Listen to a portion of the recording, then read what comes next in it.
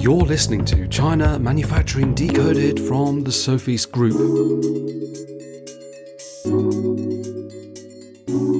Hello, welcome back to the podcast, episode 240. Today, Adrian here with Renaud, and we are covering quite a timely topic. We are just 12 days out from the presidential election in the States, Renaud. It's been quite an eventful one so far, hasn't it? Yes, well, how to say, it's a political match, and it's always a live show, right? Especially with Trump, he loves to be in the limelight. He loves to attract attention. He likes to be provocative, and sometimes to surprise people, right? So he's the showman, right? Yeah, the ringmaster for sure. So we've been keeping an eye on it because many of the folks who are listening now are American. A lot of our customers generally are American.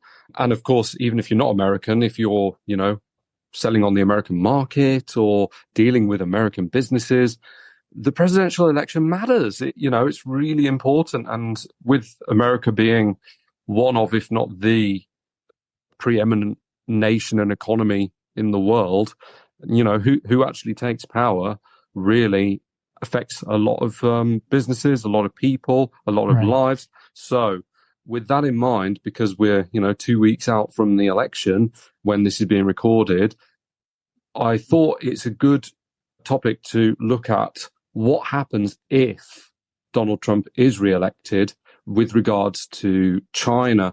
And I'm going to focus more on Trump because I think you'd agree, Renaud, he has been more vocal about China than Kamala Harris, right? It's not that the Democrats have got nothing to say about China. Actually, they do, and we'll touch on it. But Donald Trump loves to talk about China. So, I think we can look at how that might affect China. And of course, if you're manufacturing in China, this really affects you as well. And that's our game. So, yeah, that's what we're going to be looking at if Trump is re-elected. I mean, he has been very vocal when it comes to China. He always seems to be talking about China a little bit, right? So, I mean, has anything stood out to you that he said recently? I mean, that's what he says and what, let's say, the people in his sphere have been saying, right?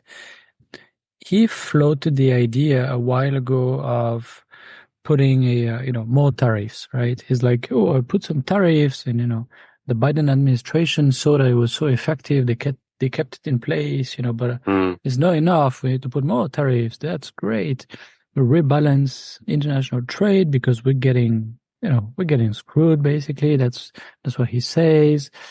And at the same time, we actually levy tax, which is good for financing the government and maybe the big investments and things like that. So he loves that, and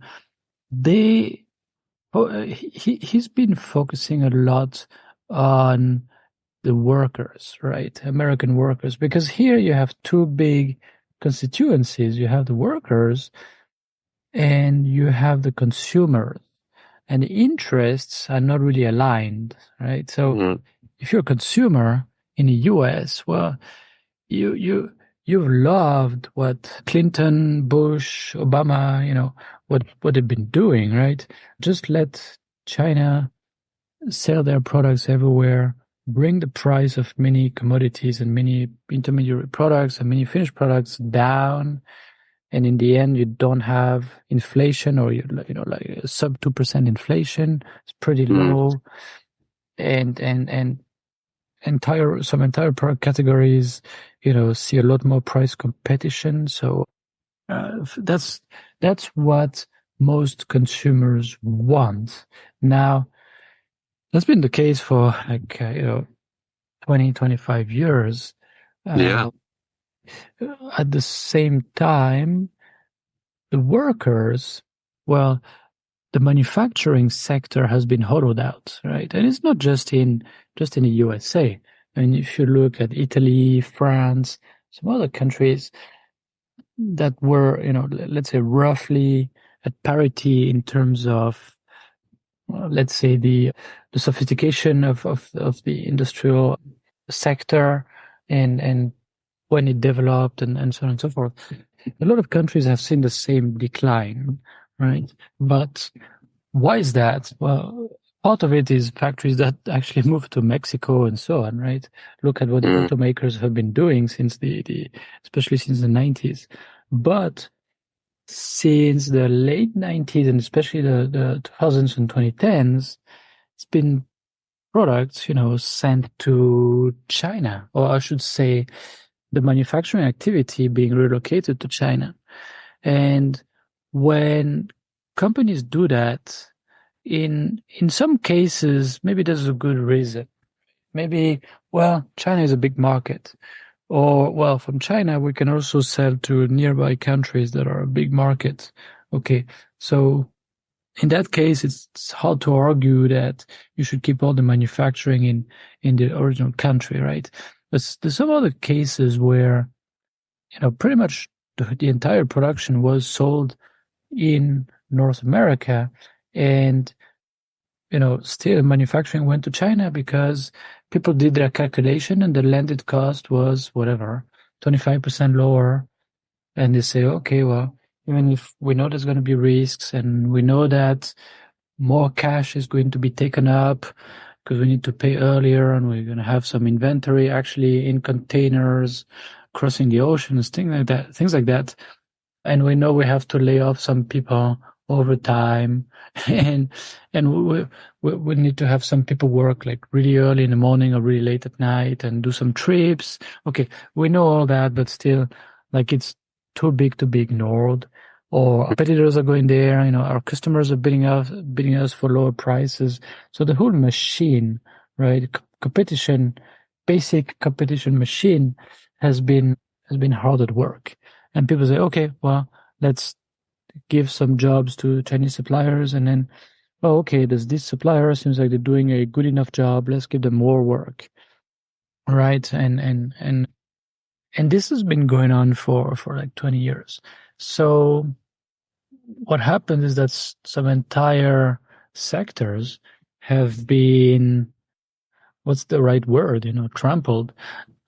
They've been crushed. You look at furniture manufacturers, you look at, I don't know, kitchenware, you look at toys, you look at things like that were already going away somewhere else anyway, like, garment, textile. Okay, a lot of that was going to go away probably anyway. But some of it, no. Well, also, it did not go like straight to China necessarily. Like in the late 1990s, when you look at the computers, well, the computers made in the US were mostly made in Taiwan, right? And then the Taiwanese say, oh, okay, there's much lower wages across the strait. Okay, let's go to mainland China for assembly, and then over time, well, assembly is there, so going to push the suppliers of displays, enclosure, memory drive, and so on to also set up their operations in China, because it doesn't make any sense to keep making in Taiwan and ship it to China. And then over time, what we see now is that also a lot of domestic component manufacturers have emerged in China, and they drive prices down like crazy. When looking at the electronic components, it's really like there's no way to compete in most cases. If you are at the low or middle end of the market, there's no way to compete. Okay, so over time, China has really put together a formidable supply chain, a very deep network of component suppliers, of intermediary product manufacturers, of whatever, assembly, testing, surface treatment, tooling, the whole thing that's needed, right? Actually, more and more R&D work also, right? So a lot of process engineering, but also more and more product engineering. And the dynamic is so strong that all the other countries look at it and say, well, that's it. Like the match, that it's folded, like they've won, and they're going to keep doing that for the next 20 years. There's no way to reverse that. Okay. And it's that feeling, I think, that really pushing people to say, well, okay, maybe the only thing we could do is have a crazy guy like Trump and put some extra tariffs, because when he put 25% tariff on a lot of electronic products, it kind of just kind of leveled the playing field in terms of cost for China versus Vietnam or Malaysia. Okay, like you're gonna have a higher cost there, maybe 10%, 15% than China, even if it's mostly Chinese components. But and everything's going to be slower. You're going to need a lot more management. You're going to have to fly your people around, and you're going to have some problems over there. Ship the components back to China to fix, etc., etc. So in the end, these countries are not used to make cheaper products. They're just used as a way to reduce the risk, right? To edge the risks. Okay, if something really goes bad for China, what happened? Then we have maybe already 30% of the production, say in Malaysia, right? And Trump has been talking about 60% tariffs on all Chinese imports. That's sort of an inflammatory sort of declaration that the journalists have picked up on already for a while. And he's not saying yes, he's not saying no, from what I understand. It's kind of that's what he likes. People talk about it, people are not really sure. Yeah. It's like a threat at this point, isn't it? It's like what? It's like a threat at this point. Yeah, it's a threat. Yeah, right. To enter the negotiations with Beijing, right? Yeah. Okay, well, that's what the American people knew, and they voted for it. So, so, and I'm crazy, and I don't mind. Everybody sees me as crazy already. So, don't count on me to be reasonable. Yeah. So it's a Trump negotiation card, basically, right? So you mentioned the two parties, right? We've got consumers and workers. Having relatively low cost goods coming in from China for decades has been good for most consumers, and people have been used to that. Workers, okay, some industry maybe went to China again, maybe as long as decades ago. But is it a pipe dream to say that this industry can come back to America? I know that this kind of rhetoric, it's seductive to say no, we're not going to rely on China. We're going to decouple from China, which is the usual buzzword, and we're going to bring that back into the States. I mean, come on, how realistic is it, really? I know people would vote for that, but, in his last term as president, did he do that? Well, not really, no. Yeah, they want to reduce the risk of their reliance on China. That's a strategic move. I understand that. You have two really big countries in terms of economic and military power, and kind of worried, especially the US is worried of depending too much on China, and then if China does some really bad things, then they will not be able to really confront China too hard, because China would just say, well, we stopped delivering this and this to you, and now, what do you do now, right? So I understand that. It could also be pushed to an extreme where China sells so little to the US that they really don't care about the US anymore. And, and then it can go more into a USA versus USSR kind of Cold War, where both blocs were really not trading very much with each other, right? They were really not very dependent on each other. Okay. So your question was, is it driving reshoring, right, of manufacturing to the US? On at the margins, yeah. There's always going to be a brand here and there that says, oh, look, this is made in USA, right? And they're going to be able to appeal to, I don't know, maybe 5%, 10% of the consumers who might have more purchasing power than others. I'm not sure. but they will see that as a way to gain market share, to differentiate themselves. Okay, but that's really what I'm saying is at the margins, right? The big players are going to look at that and say, right? So Absolutely. when I talk with some of our American customers, they, in general, they just laugh and they say, "Oh, look, when I see the factory jobs, American people don't want to do factory jobs. That's it. That's behind. It's really below them.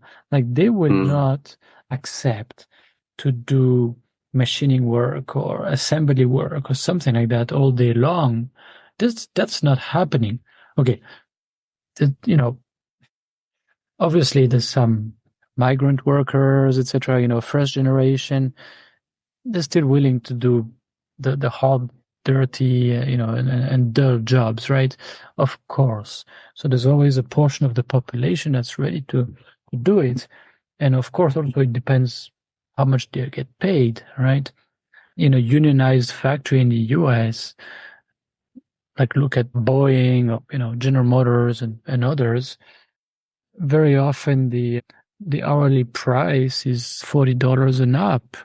Yep. These can be pretty good jobs, actually, right? And as it's more automated, more of the jobs are in setting up and maintaining the equipment rather than just doing sort of dumb, repetitive manual work, right? But still, Right.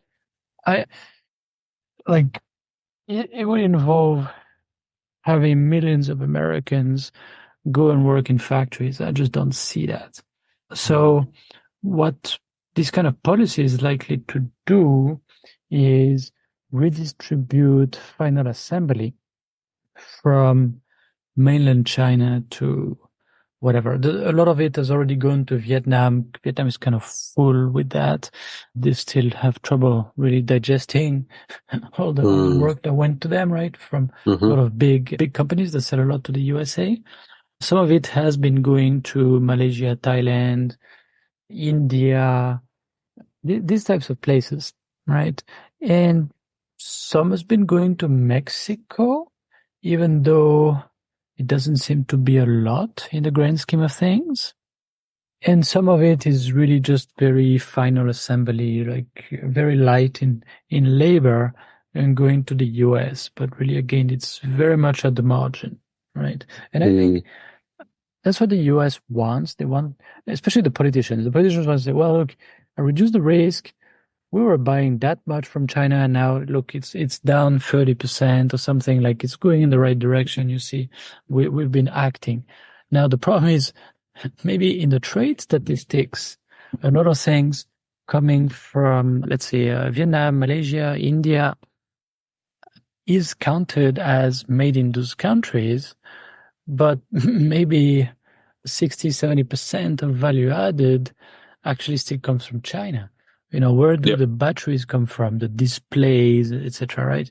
Or in some other non-electronic products, okay, where do these machine metal parts come from, blah, blah, blah, where's the tooling made, and so on and so forth, right? So, and same in textile. I mean, people don't realize sometimes, when you look at textiles, there's a lot of things made in Bangladesh, made in, I don't know, Egypt, Cambodia, India, Vietnam, of course, a lot. But where do the accessories come from? The buttons, the rings, the sliders, all these things. I don't, in the vast majority comes from China. And where does the fabric, because most of the value is in the fabric, where does it come from? Well, still mostly from China fabric suppliers and the dyeing houses and everything. That's still China. So it kind of makes me laugh. People want to see that their products are not made in China, but then if still, let's say 70% of value added comes from China, then what, right? Are they not dependent on China? Of course they are. Right. So the bet, okay, I'm not saying there's no merit in that. The objective, and Biden and others have talked about that. They say the objective is that as we move final assembly out of China, there's also going to be more domestic production of the parts, that go into the final assembly in those other countries. And is that true? Yes, to an extent. Yes. So, plastic parts, metal parts, etc., silicon parts, whatever, wood parts, textile mills, etc. Over time, yes, they are opening up in other Asian countries. And maybe also, Central and South America, Central and Middle America. I'm not very familiar with that. Yes, okay. But how long is it going to take? Right? It's been happening already. It's very hard to get statistics on that. Very hard to get statistics. So you kind of see through the trade data of customs, what's happening, or this, whatever. Like India exports more and more to the U.S., but also at the same time, it's also driving their imports from China, Oh, okay. So, yeah, the iPhones, including the Pro models, are now assembled in India, but where do a lot of the components come from? They still come from China. Now, iPhone is a special case because there's still a lot of things that come from, the chips come from Taiwan, and certain things come from Japan, USA, Germany, Malaysia, etc. Okay, but still, there's a lot of things also made in China. Okay, so I don't know. This is a situation where it's different from industry to industry, and there's no statistics that we can really trust. So journalists just write something, pick a few anecdotes, and they're happy with that.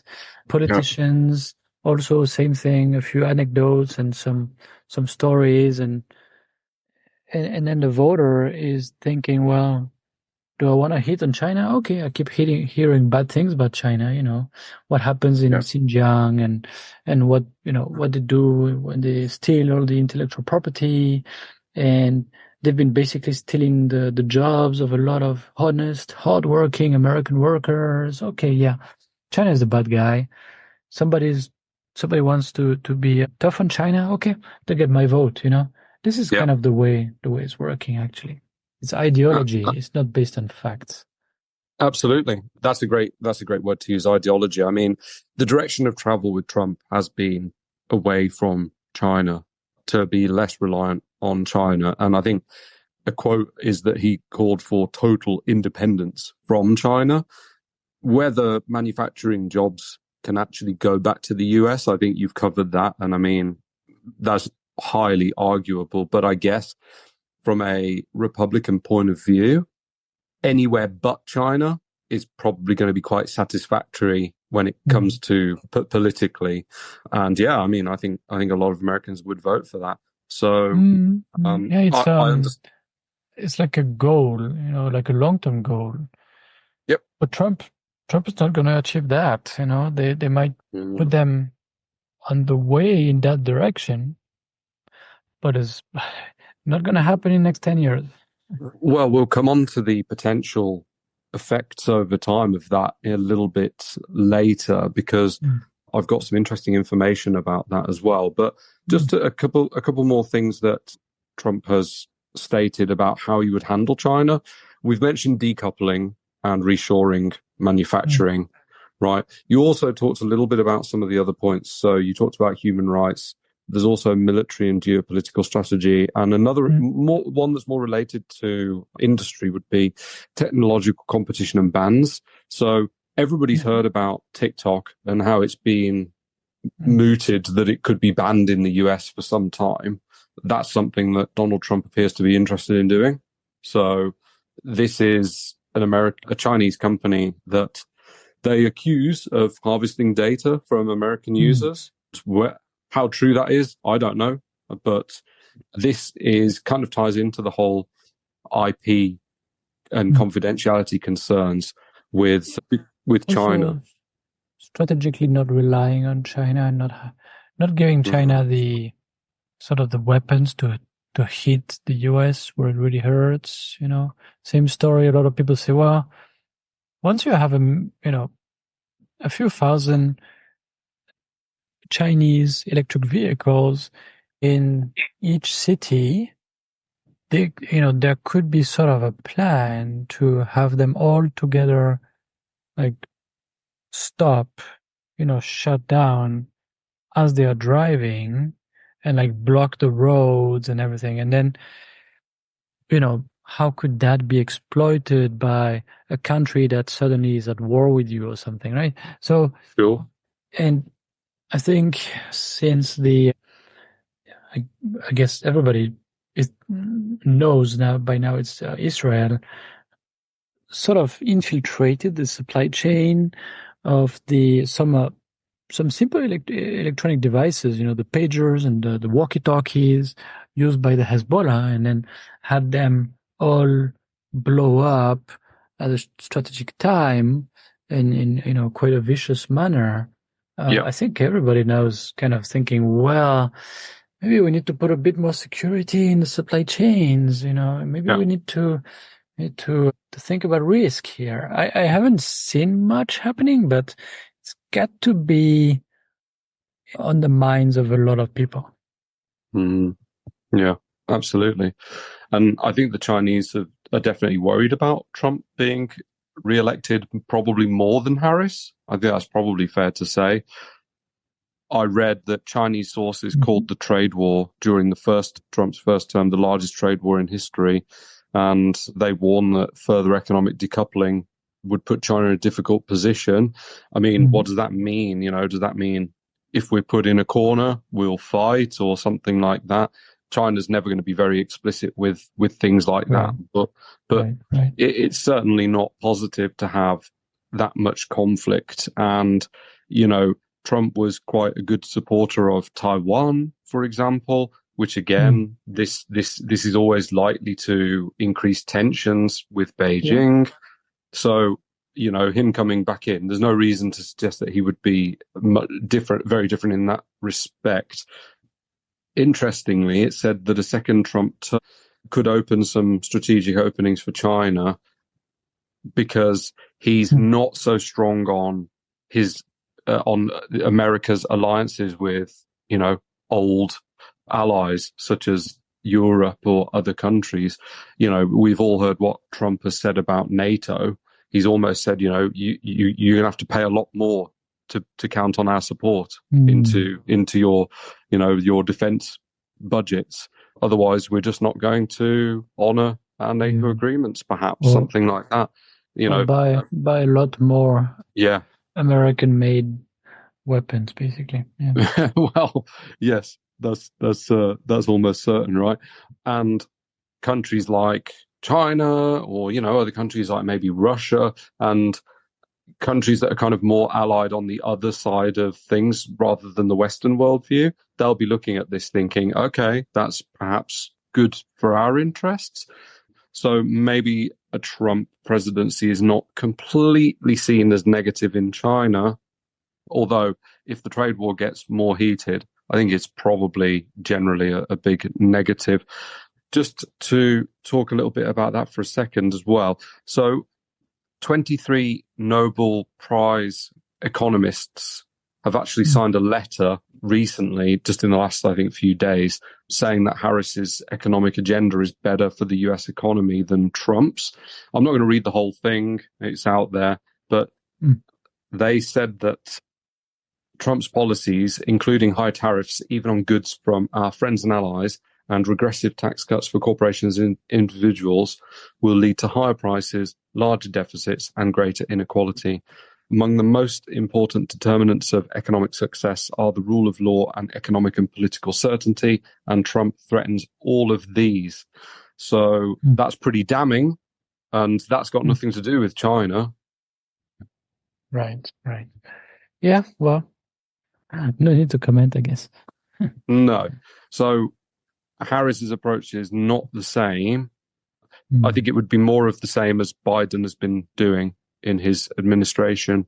So the experts are saying that she wants to focus on a balance of competition and engagement and is against China being too assertive in the South China Sea, and also, its alleged human rights issues such as in Xinjiang, which we mentioned earlier.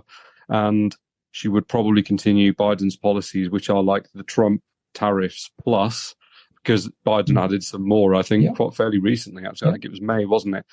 So, and restrictions on technology exports to China. So I think she would also take a relatively firm stance towards China by the looks of it, but maybe not quite as aggressive as Donald Trump. One more thing to mention about the media is what the media has been saying. So there's been a mixed response. Obviously, media can be either positive or negative towards Trump or Harris. So positive, the conservative outlets generally like Trump's tough stance on China, which you mentioned. It's a vote winner, and they think the trade war and tariffs are essential to counter China's economic rise, and they think it's going to promote and protect American jobs and industries. So they believe that decoupling is a necessary shift for U.S. economic independence, if that's even possible. But that's on the positive side. Negatively, people are skeptical. So, CNBC, for example, they've said that the previous tariffs put in place by Trump actually hurt US consumers and businesses because they made costs higher and created uncertainty in supply chains. I mean, we've seen that. So that's fair. Yeah. Escalating. On the other hand, there have been studies showing, everything in its opposite. It's a bit again, there's no clear set of statistics that will show something, and politicians don't say, okay, I'm going to do a policy, and then the way to ensure to verify that the policy is reaching its objective is by looking at this and this kind of metrics, and my targets are such. No, they don't do that, right? So it's always pretty ambiguous, and unfortunately. Absolutely. So, I mean, yeah, you're going to get both viewpoints from the media. Some think that Trump demonstrates great strength towards China and good leadership. Others believe that it's very risky economically and could cause more global instability. And we're already in a time of war. So I can understand why people would think that as well. Importantly, though, if we move on, look at US manufacturers, right? And I think this is where we can make our final contribution to this particular topic. Less than 2 weeks to go. How might US manufacturers need to adjust if Trump is re-elected? What do you think? I would say a lot of companies have already tried to get prepared, right? Yeah. And maybe it started in, let's say, 2017, 18 already, when Trump was in office and, let's say, making some waves. Some have tried things and actually come back to China, but at least they learned something, hopefully. So that next time they try to go to another country, they're a little bit better prepared. But we got to make a distinction between what Trump says and what actually is likely to happen. I mean, 60% tariffs on everything from China. That would be a huge shock also to the U.S. economy. And think of the consumers, going to Costco, Walmart, or whatever, and whoa, what's going on here? Well, say thank you to Trump, no. Yep. Like, there's no way. Okay, this is not going to happen. Now, it's a starting point in negotiation, right? Okay. Another thing he said is 10% tariff as a basis for everything coming from all other countries. Of course, it's not going to be all other countries, okay?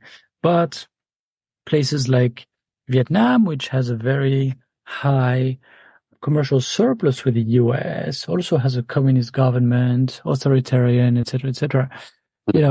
With also a currency that a lot of people have said has been kept artificially low over the years.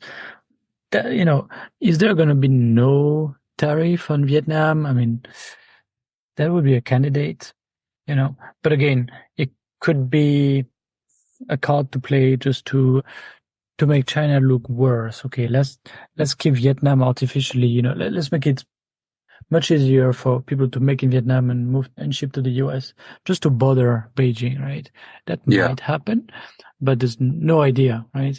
India, in his book, Lighthizer, who was trade representative under Trump, wrote actually that India was maybe the most protectionist country on earth.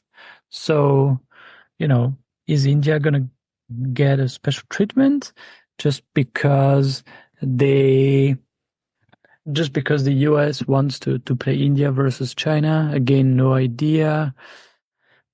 Very hard to know, right? Is it going to apply to Mexico?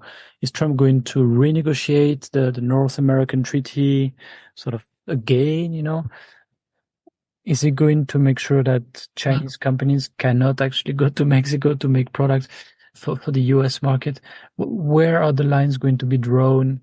Like, very hard to know, very hard to plan. So if you depend a lot on the US market, and if your product is in one of the, let's say, more sensitive categories, let's say with more technology content, yeah, you might want to check, to have at least some contingency plans in your supply chain, right? Because we're talking about the final assembly here, plus, well, maybe the plastic parts or maybe the SMT for PCBA, right? Mm-hmm. There needs to be a bit more transformation than just a simple final assembly job. So what would that look like? How to plan for it, at least if you don't have a contingency plan. And maybe your suppliers in China have contingency plans. Maybe they've been working on that, right?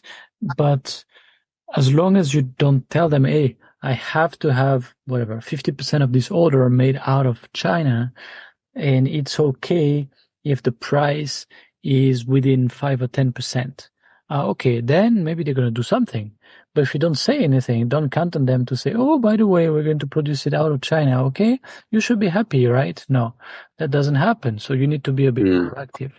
Okay. And also, is Trump going to say, okay, starting tomorrow, there's going to be tariffs? Probably not. However, it can go fast, right?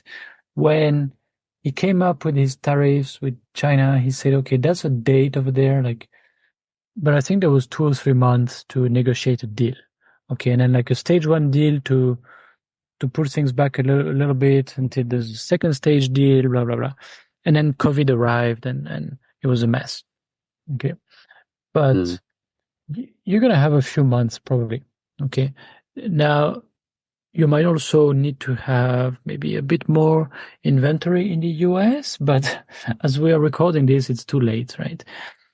But again, since nothing is going to really change for a few months, maybe you need to order a bit more before this coming Chinese New Year to get maybe a big shipment of good products, of course. And then you can look ahead and you can buy yourself a few more months, maybe, right?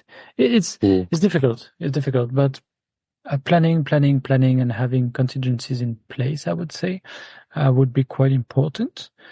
But let's see, elections coming pretty soon. So maybe all of this is for nothing.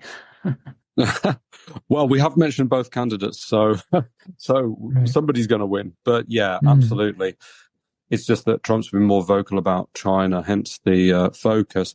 But yeah, you're absolutely right. And regardless of who wins, I think that it's highly unlikely that America is going to change tack and suddenly become a lot closer to China in the short. No. So the advice you've given at the end is still totally valid. Also, China's economy is, I'm not supposed to say that here in China, but it's not great. Okay, and maybe worse than that.